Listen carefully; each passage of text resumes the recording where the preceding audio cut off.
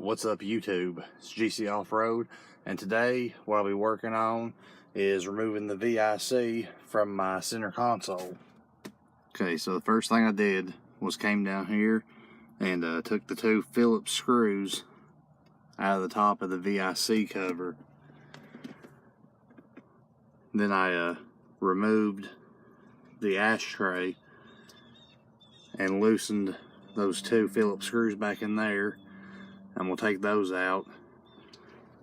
Then come over to this side of the passenger door. Dropped out this Phillips screw and 3 out of 4 Phillips screws from the bottom of the console here. As you can see, once I get those other 2 bottom ones out, this will just drop free. So once I undid those 2 screws, the whole lower side of the dash from the passenger side dropped free. And what I had to do was undo the plugs going to the lighter and the accessory power, and up here to the corner of the glove box for the light. You look back up in here, there's a 1,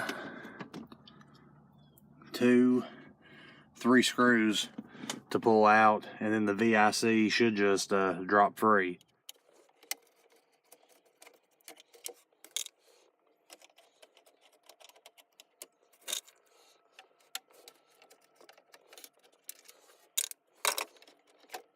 So once you remove those 3 screws, the display will just drop down.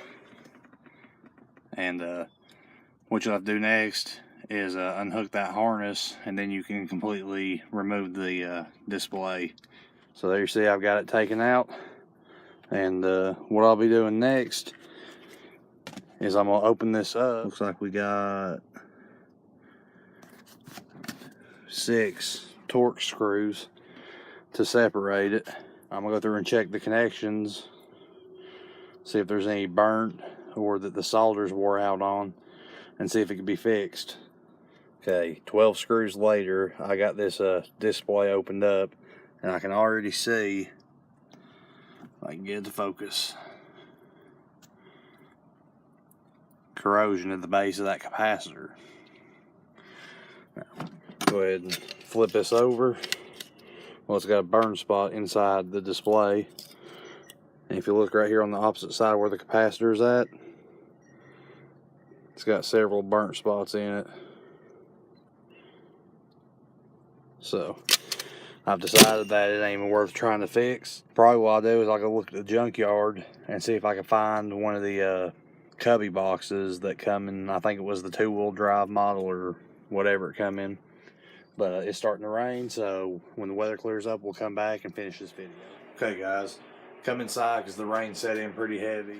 That's basically how you disassemble the lower dash to remove your VIC if you have a faulty one or just want to delete it altogether. It's going to be a couple weeks before I can track down, the cubby box or whatever I decide I want to do for the VIC space now. So I'm just going to leave mine separated until then. Anyways, guys, hope this video helped you out. If it did, go ahead and give me a like, comment, subscribe, and you can follow the build on Facebook and Instagram at GC Off-Road.